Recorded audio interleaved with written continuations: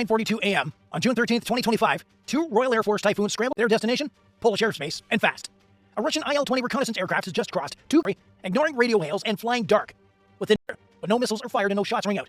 The Russian plane banks east and exits the zone quietly. Crisis avoided. For now. But here's the thing. What if IL-20 didn't turn back? What if the RAF pilots were ordered? Today we're going to break down exactly what would happen if NATO took that shot and took down a Russian spy plane in the process. Engagement, the historical precedents, and what modern escalation might look like. Because this scenario is hypothetical, but the tension's real. And just so we're clear, this isn't a call for war and violence. This is a strategic what if. It's a military break political pressure points. Because in the chessboard of modern warfare, one can shift the whole balance. So, what happens when NATO shoots down the Russian IL-20 crosses into NATO airspace? What exactly can NATO do about it? Pull the trigger on instinct. There's a strict playbook called the Rules of Engagement, or ROE. These rules define exactly when they're not optional. Step 1 is always detect cross-Europe track incoming aircraft 24/7. The moment something unauthorized enters NATO airspace, alarms go off. Notification. NATO pilots are scrambled to intercept and visually ID the aircraft in between. Then comes communication. The intruder is hailed repeatedly on warnings are issued, something like, you are entering restricted air. If the aircraft ignores those warnings, it escalates it to escort. NATO fighters fly tipped, making it crystal clear. You're not welcome here. But even now, only in the final stage, action, is the use of force considered an imminent threat. If the Russian aircraft is heading toward a critical military site, ignores every warning, only then can NATO greenlight a strike. Spy planes like the IL-20 usually don't carry intel collectors, packed with sensors and antennae. Taking one down would be like shooting legally possible but diplomatically explosive. That's why most of these encounters end with a standoff, not a shooting. Every step in that chain of command is razor thin. A missed call, a false radar reading, a pilot who it takes to jump from procedure to incident. And once a shot, rewind button, you can't take it back. Now this isn't a decision like this. Flashback to November 24th, 2015. A Turkish-Russian Su-24 bomber flying near the Syrian border. According to Turkey, the Russian jet violated Turkish airspace but that was enough. After repeated warnings, Turkey fires. One missile, the Su-24 is blown out of the sky, crashing into the hills near the Syrian border. The pilot ejects but is killed by rebel response. Complete outrage. The fallout was immediate. Putin himself even said and yet there was no war. Instead, the world saw just how. So, imagine the reaction if something similar happened over Poland, Lithuania, or Romania. In 2025, the political climate is even more fragile. Involved in Ukraine, tensions with NATO are sky high. Airspace provocations. One downed aircraft in the wrong place could trigger a full-blown security crisis. Now, imagine that RAF intercepted IL-20 from June. Imagine the RAF was ordered to take the shot. Well, what happened? Step 1 is immediate fallout. Russia would respond fast, and NATO ambassadors accuse the alliance of aggression and flood state media with condemnation. Double. Russia might even activate short-range Iskander missile systems within striking range of Warsaw. Step 2. Within 48 hours, NATO would activate its Very High Readiness Joint Task Force, Baltics, and American Patriot missile batteries landing in Poland and readiness. Step 3. Strategic caution. NATO would reach out through deconfliction hotlines, prearranged military-to-military lines between Brussels and Moscow. That this wasn't an attack, this was a single, targeted response to an incursion. Militarily, or it might spin it diplomatically. A tragic misunderstanding, perhaps. But even then, the Ballo had fired the first shot, and now the world watches. So while slow, it could still carry something explosive. So NATO shoots down that Russian IL-20. What unfolds next is a complex web of military shifts, political tremors, and of course, global anxiety. It wouldn't be the military, it would be political.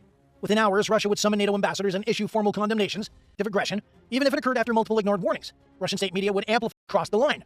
Economic sanctions, of course, would follow. Russia would suspend trade routes or block Western companies from operating inside its borders. NATO member states would respond with their own measures, tightening assets. But despite the rhetoric and all that, it's open. NATO's deconfliction hotlines with Russia set up to prevent red. Diplomats would be working overtime to de-escalate without appearing weak. As the tone would change instantly.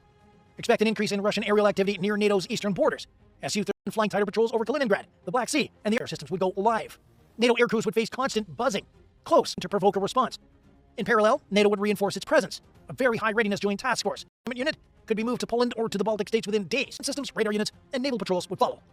Most importantly here, though, is that the escalation where either side wants a full-scale conflict here. But both need to. In this environment, even a training exercise could be misread. Behind closed doors, the alliance would face its own internal turbulence. Some NATO Europe would demand an even stronger stance, more deterrence. Others, especially those further west, might urge caution, concerned about economic backlash, or the United States would find itself under pressure. With elections looming and NATO under the microscope, Washington would need to reaffirm its commitment to divisions. Previous rhetoric questioning NATO's relevance could resurface, especially from isolationist voices. Few would remain clear. If NATO doesn't act decisively in defense of its airspace, the deterrent credibility risk is far greater than any few days of political discomfort. Then there's economic jitters, because press conferences. The news of a NATO-Russia clash aircraft would send shockwaves through global markets. Oil and gas prices would dip, defense industry shares would surge, brace for cyber attacks or energy disruptions. Governments might begin rationing fuel reserves or activating emergency routes over the Baltic Sea could be temporarily rerouted, adding delays and driving up transport costs. Consumers across Europe would feel the tension. Supermarket shelves wouldn't empty overnight, but the anxiety in the Baltics and in Poland, air raid drills would be reinstated. Public messaging would stress calm, but everyone, of course, perhaps the most unnerving consequence is the shift in nuclear posture. Embedded nuclear weapons into its doctrine, and not just to de-escalate through escalation. A direct military clash with NATO might trigger nuclear messaging, heightened alert levels, missile movement, or aggressive. NATO would respond with measured readiness, no launches, no threats, but strategic bombers, missile defense systems would be quietly calibrated. Exercises would proceed as planned. This is the tightrope of 2025. It's not about pressing red buttons. It's about signaling a message, one misunderstood movement, and things could escalate beyond words. And if the crisis cools within weeks, things wouldn't return to the way they once were. NATO would likely adopt a new patrols, tighter no-fly zones, perhaps even pre-authorized intercept guidelines, and certain would intensify its gray zone activities. Cyber attacks, information warfare, and covert influence. The rules of engagement would definitely harden. Military officers on both sides would have less room for judgment. And that's the most dangerous outcome of it all. Not all-out war, but a world where the shrinking. So as the smoke clears, the world would restabilize, but on a different trajectory. Gain stronger defense support, Russia doubles down on gray zone intimidation. Another miscalculation, another interceptor firing, triggering a spiral. So what have we learned? Spy plane isn't just a headline, it's a strategic earthquake. One that shakes the very pillars of diplomacy, defense, and... We've seen how tightly scripted NATO's response system is. Detection, communication. But we've also seen how fragile that system is. When tensions run high, when warnings go ignored, and when surveillance turns into provocation, things 2025, the stakes are higher than ever. Cyber threats, missile deployments, nuclear posturing. All it takes is one. Real danger here is not just the shootdown itself, it's the military buildups, political fractures, economic panic, and often far beyond where it even started. That's why every intercept, every matters. Because in this kind of standoff, small at all. Now we want to hear from you. Actually shot down a Russian reconnaissance aircraft.